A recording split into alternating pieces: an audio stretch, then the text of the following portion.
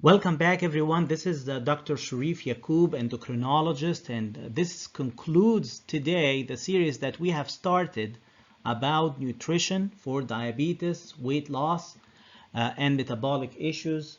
I hope that it has been helpful so far. Today we face our final challenge, how to eat healthy in the context of a dinner meal, an invitation for a birthday party, a special occasion like holidays where you have a lot of tasty food. Many of the food items might be rich in sugar and in carbohydrates. So how do we navigate these waters? This is the final test and the final challenge that concludes our series. So let's get started. All right, now, if you've played video games, I enjoy video games. If you played video games, you know that there comes a time where you have to face the big boss, right? So you've leveled up, you're now at the level of the big boss. The big boss fight here is this turkey dinner or Thanksgiving dinner where you're going to be tempted with everything under the sun. And you know what? If you can do this, you've graduated. You know everything there is to know, at least humanly possible to know about eating well for diabetes. And so you should really feel good about yourself if you can walk through this and kind of navigate it and say, okay, what can I do here so that my blood sugar doesn't end up 700? Okay, so look at this plate options that are in front of you. What in here is good to have and will not raise your blood sugar? Now, I'll give you 10 seconds or so to think about it. You can pause the video and think about it and see how you can design a nice, tasty, healthy plate that wouldn't raise your blood sugar significantly.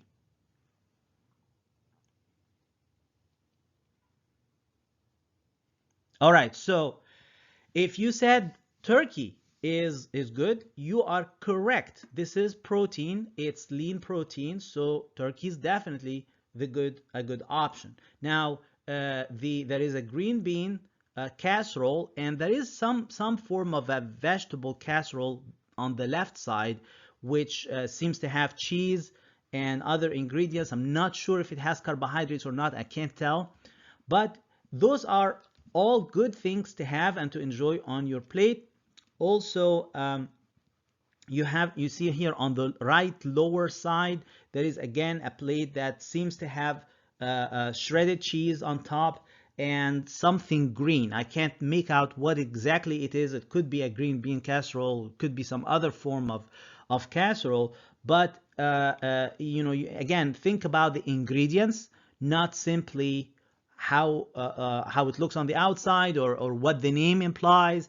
If it has pasta, if there is like pasta lurking under the surface of this green thing, then probably avoid the pasta part, right, and eat the green part as well as all the nice dressing that is on the top. Now let's talk about some of the things that are not as healthy. So you have 3 types of dessert.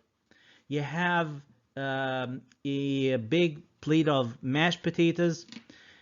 So what are you going to do with that? Now, you've got to choose. Here's where you have to choose, right? So are you going to have a dessert or are you going to have mashed potatoes? It depends. It's really up to you. If you like potatoes more and you say, okay, you know what, I'm not really big on dessert, I'm just going to have some a little bit of grapes or something like this, but not this kinds of desserts.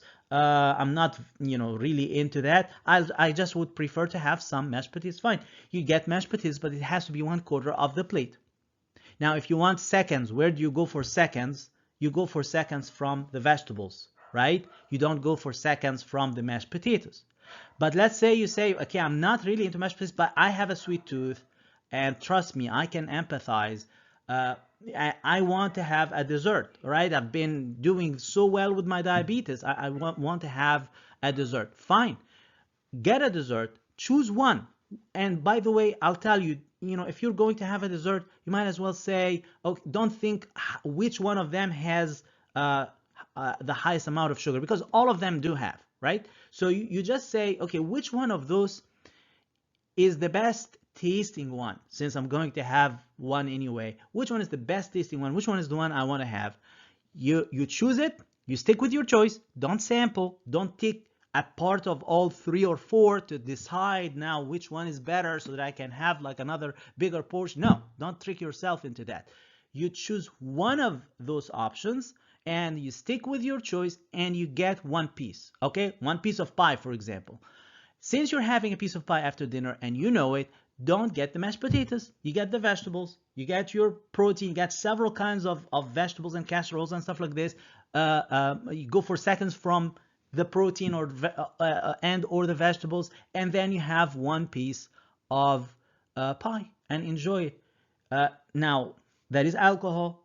Again, don't overdo it. You can have one glass of wine, for example, if you enjoy having some wine in a social event. But that's how you would think about it. Now, you'd be surprised when you go home. You would maybe you thought your blood sugar is going to be very high, but it wouldn't, because you made smart choices. You said, I'm going to go for one thing and in a small amount, rather than sampling several things that are all rich in sugar, carbohydrates, and then it adds up and you find your blood glucose kind of going very high, which ruins it for you, because the next day you might be sick, you might have to go to the emergency room because of very high blood sugar. Why? Avoid all of that and still enjoy your food. Another test here, and maybe this is increasing levels of kind of difficulty, if you will. So what are the things, the question is now, what are the things here that raise your blood sugar? What are the things that you need to be careful of? Okay, I'll give you 10 seconds to think about. You can pause the video.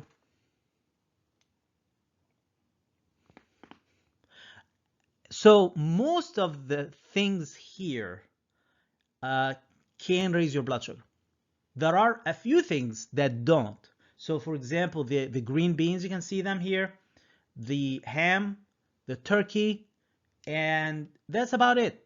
So the other things will raise your blood sugar. I'm not sure about the thing on the left side of the green beans, what exactly it is. If you all know, leave a comment in the comment section. But I'm not sure. It might be okay. It might not be okay. It depends on what it is. You let me know. But the other things that we can clearly see, like mac and cheese, dinner rolls, bread. This might be a banana bread or so. The pie, mashed potatoes, another pie. Now all of that is very rich in carbohydrates. So now you have things that you can have, that you can eat, protein, vegetable. All right, so you just make your plate of the things that you could have. And again, when it comes to a choice of what you're going to have, choose what you prefer. If you prefer the mac and cheese, then you have to stick with your choice, and it would be one portion. If you if you want a dessert, you go for the pie, for example, but in that case, you have to sacrifice the mashed potatoes and the mac and cheese and so on. So those are ways I would think about it when you are faced with a challenge like this. Okay, last test to test your knowledge here. This is an open buffet, right? So you have all of these things in front of you. What of these are okay to have? What are of these will raise your blood sugar? 10 seconds and I'll tell you the answer.